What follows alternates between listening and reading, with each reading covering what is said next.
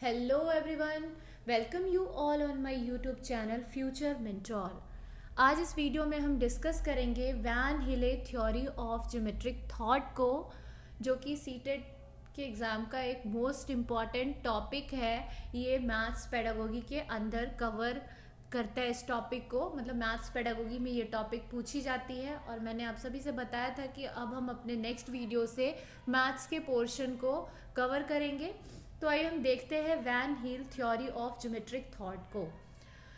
Van Hiele ने इस theory के अकॉर्डिंग 5 लेवल्स डिस्क्राइब किए हैं, जो लेवल 0 से स्टार्ट होते हैं और लेवल 4 तक चलते हैं। वैसे तो ये 5 लेवल है, लेकिन 0 से स्टार्ट हो रहे हैं, इसलिए 4 तक ही जाएगा। इन्होंने बताया है कि इन डिफरेंट लेवल्स में बच्चे जो हैं वो अपने ज्योमेट्रिकल थॉट को डेवलप करते हैं, अपने कह सकते हो कि आकृति के प्रति जो उनकी थिंकिंग है वो डेवलप होती है। ठीक, तो हम देखते हैं सबसे पहला लेवल जो कि 0 लेवल है, ये विजुअलाइजेशन या फिर हिंदी में से चाक्षुषीकरण कहते हैं। माइट भी मैं हिंदी में रॉन्ग मैंने लिखा है तो आप उसे इग्नोर करेंगे। 0 लेवल विजुअलाइजेशन, जैसा विजुअलाइजेशन वर्ड को देखकर आपको पता लग रहा है कि यहाँ क्या होगा, बच्चा देखकर आकृति का नाम देगा। ठीक है ना, जो शेप है उसको देखकर उसका नाम बताएगा। तो इस स्टेज में क्या होता है कि बच्चा किसी चीज को देखकर अपने हिसाब से उसका नाम देता है। अब यहाँ अपने हिसाब से उसका नाम देने का मतलब क्या है कि उसने जो कुछ पहले से देख रखा है। यहाँ पे बच्चों में जो आपको बताया क्या गया है कि जो लेवल है बच्चा का वो 0 है, मतलब उसके अंदर ज्योमेट्रिकल थिंकिंग डेवलप ही नहीं हुई है, ज्योमेट्रिकल थॉट जो है वो अभी डेवलप नहीं हुई है। उसको किसी भी आकृति का, किसी भी शेप का प्रॉपर ऑथेंटिक नेम नहीं पता है।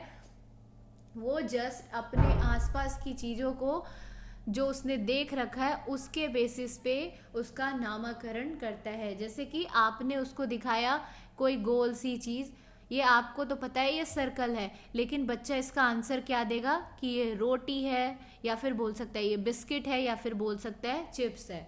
वैसे ही अगर आपने एक रेक्टेंगल को दिखाया तो बच्चा क्या आपको आंसर देगा कि ये डोर है। उसके घर में जो डोर लगी हुई है उसका शेप मैच कर रहा है, इसलिए वो रेक्टेंगल नाम ना देकर क्या देगा, उसका नाम डोर बोल सकता है या फिर विंडो बोल सकता है, दरवाजा या खिड़की आंसर देगा आपको। फिर आपने एक ट्राइंगल दिखाया, एक त्रिभुज को दिखाया। अब ये त्रिभुज को देख के बच्चा क्या बोलेगा कि ये चिप्स है, क्योंकि उसने उस शेप की चिप्स खा रखी है। बच्चे को यहाँ पे आकृति का नाम, शेप्स का नाम नहीं पता है।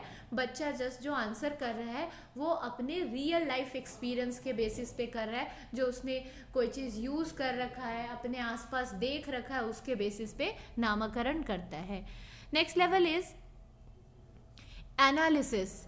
यहाँ बच्चा एनालाइज करना स्टार्ट करेगा, विश्लेषण करना स्टार्ट करेगा। मतलब अब बच्चे को शेप्स की नॉलेज हो जाएगी, उसको आकृति अब पता होगा कि ये वाली जो आकृति है ये क्या है, ये जो फिगर है ये सर्कल है, और इसी को हिंदी में क्या कहते हैं, वृत्त है, और ये रेक्टेंगल है, या फिर हिंदी में बोले तो आयत है, ये ट्राइंगल है, त्रिभुज है। बच्चे को ये भी पता लगने लगेगा, प्लस बच्चे को उसकी हल्की फुल्की प्रॉपर्टीज भी बच्चा जानना स्टार्ट कर देता है। ठीक है, जैसे उसको क्या पता होगा कि अगर रेक्टेंगल है, अगर मान लो मैंने यहाँ एक रेक्टेंगल बनाया तो उसके ऑपोजिट साइड्स जो होते हैं वो इक्वल होते हैं। तो बच्चे को ये पता होगा कि रेक्टेंगल में जो होता है उसके ऑपोजिट साइड्स जो होते हैं वो इक्वल होते हैं, या फिर ये रेक्टेंगल का लेंथ है और ये ब्रेथ है। बच्चा बताना स्टार्ट कर देगा ये एल है और ये बी है। उसी तरीके से स्क्वायर का उसे पता होगा कि स्क्वायर के सारे साइड्स आपस में इक्वल होते हैं। तो ये बच्चा डिफाइन करने लगेगा कि ये जो फिगर है ये स्क्वायर है and there all sides are equal. ठीक है, तो यहाँ बच्चे को शेप्स की भी नॉलेज हो जाएगी और हल्की फुल्की प्रॉपर्टीज की नॉलेज हो जाएगी। लेकिन बच्चे को क्या नहीं पता होगा, 2 आकृति के बीच में रिलेशनशिप। इसमें कंफ्यूज मत हो जाना, बच्चे को प्रॉपर्टी जरूर पता होगी लेकिन बच्चे को 2 आकृति के बीच में रिलेशनशिप नहीं पता होगा। Next stage is informal deduction stage, जिसे कि अनौपचारिक निगमन बोलते हैं। यहाँ बच्चा रिलेशनशिप देना स्टार्ट कर देगा, gives relationship between geometrical figures. Like आप देख सकते हो यहाँ क्या है, ये स्क्वायर है और ये जो फिगर है ये रेक्टेंगल है, ये पैरेललोग्राम है। तो बच्चे को पता लगने लगेगा कि रेक्टेंगल के जो सारे एंगल्स होते हैं वो 90 डिग्री के होते हैं, स्क्वायर के भी 90 डिग्री के होते हैं, लेकिन स्क्वायर में मतलब वो उसे पता है कि स्क्वायर के जो साइड्स होते हैं वो बराबर होते हैं, इक्वल होते हैं ऑल साइड्स, लेकिन रेक्टेंगल में ओनली ऑपोजिट साइड्स जो होते हैं वो इक्वल होते हैं। ऐसा कुछ रिलेशनशिप फाइंड आउट वो करने लगेगा। नेक्स्ट आता है डिडक्शन, इसे फॉर्मल डिडक्शन भी कहते हैं। ये फॉर्मल डिडक्शन स्टेज है औपचारिक निगमन। इसमें बच्चा जो है डिफ्रेंशिएट करना स्टार्ट कर देगा दो ज्योमेट्रिकल शेप्स को on the basis of their properties. ऐसा नहीं कि देख कर, यहाँ तो बच्चा ना सिर्फ देख कर डिफ्रेंशिएट क्रिएट कर रहा है, सिर्फ वो देख रहा है और उसको पता लग रहा है कि ये जो है ये क्या है, स्क्वायर है, ये रेक्टेंगल है, ये पैरेललोग्राम है, इसके एंगल्स 90 होते हैं, इसके एंगल्स 90 होते हैं, ठीक है, वो देख के। लेकिन जब अब प्रूफ करने की जो बारी आती है वो कहाँ से आती है, डिडक्शन स्टेज में। यहाँ बच्चे को फॉर्मूला पता होगा, ये स्टेज में बच्चे को फॉर्मूला पता लगने लगते हैं, फॉर्मूला से रिलेटेड स्टेज है। यहाँ बच्चा दो फिगर के बीच में डिफ्रेंशिएट करना, अंतर बताना स्टार्ट कर देता है। जैसे कि मान लो अगर आपने एक पैरेललोग्राम को लिया और एक रेक्टेंगल को लिया, तो उसे पता होगा कि पैरेललोग्राम में भी ऑपोजिट साइड्स जो होते हैं वो इक्वल होते हैं रेक्टेंगल की तरह, लेकिन जो पैरेललोग्राम के ऑपोजिट साइड्स होते हैं,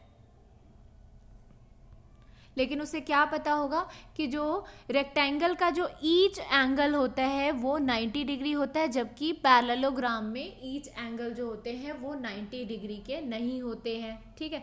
ये सारे डिफरेंस उसको पता लगने लगेगा और वो डिफ्रेंशिएट कर पाएगा। नेक्स्ट बच्चे को ये भी पता होगा कि जो रेक्टेंगल है वो भी kind of special type of parallelogram है, ठीक है। तो अब नेक्स्ट स्टेज इज रिगर, जिसे दृढ़ता कहते हैं। यहाँ बच्चा बेसिकली खुद से डिराइव करना स्टार्ट कर देगा। ये क्रिएटिविटी से रिलेटेड स्टेज है, ये कुछ नया बनाना स्टार्ट कर देता है बच्चा इस स्टेज में। तो बेसिकली आपसे जो क्वेश्चंस पूछा जाता है वो इसी स्टेज तक पूछा जाता है, इससे नहीं पूछा जाता है, लेकिन आप इसको मतलब समझ सकते हैं कि इस स्टेज में क्या होगा कि बच्चा खुद से कुछ नई चीज़ें करने लगेगा। क्रिएटिविटी से रिलेटेड स्टेज है, वो हो सकता है कुछ नया डिराइव करने लगे, फॉर्मूले, नए नए फॉर्मूले बनाने लगे, वो अपने 3-4 जो भी उसने अभी तक जो सीखा है इसके बेसिस पे कुछ नया डिडक्शन करने लगे, कुछ नया क्रिएटिव सा करने लगे। उस स्टेज को हम क्या बोलते हैं, रिगर स्टेज। तो एक बार दोबारा से हम इसे देखते हैं। विजुअलाइजेशन में आपने देखा यहाँ बच्चे को उस आकृति का, उस शेप का प्रॉपर नेम नहीं पता होगा, वह उसका खुद से नाम देना स्टार्ट करेगा, कुछ भी नेम देगा on the basis of their real life experience. यहाँ बच्चे को अब नाम भी पता है और उसकी प्रॉपर्टीज भी पता है, बट नॉट इन डिटेल में नहीं पता है, बस उसको हल्का फुल्का जो कह सकते हो थोड़ी बहुत प्रॉपर्टीज उसे पता है। Next is informal deduction. यहाँ बच्चा जो है अब रिलेशनशिप क्रिएट करने लगता है दो ज्योमेट्रिकल फिगर में। प्रॉपर्टीज तो उसे पता लग गया है, लेकिन इस स्टेज में आके वो क्या करेगा, ज्योमेट्रिकल शेप्स के बीच में रिलेशनशिप बिल्ड करने लगेगा, जबकि एनालिसिस में रिलेशनशिप क्रिएट नहीं कर पाता है। नेक्स्ट फॉर्मल डिडक्शन स्टेज में क्या होगा कि बच्चा अब यहाँ क्या करता है, डिफ्रेंशिएट करना स्टार्ट कर देता है दो ज्योमेट्रिकल फिगर को, और लास्ट स्टेज में समथिंग क्रिएटिव करता है, कुछ नया क्रिएट करता है। तो ये थे कुछ 5 लेवल्स अकॉर्डिंग टू वेन हिले geometric thought. I hope so आप सभी को ये वीडियो पसंद आया होगा। अगर वीडियो पसंद आया है तो प्लीज़ वीडियो को लाइक करें एंड चैनल को सब्सक्राइब करें। और अगर आपको लग रहा है कि वीडियो में किसी भी प्रकार की कमी है या मैं कुछ नया इसमें इंक्लूड कर सकती हूँ तो आप मुझे कमेंट कर सकते हैं। Thanks for watching this video. Thank you all.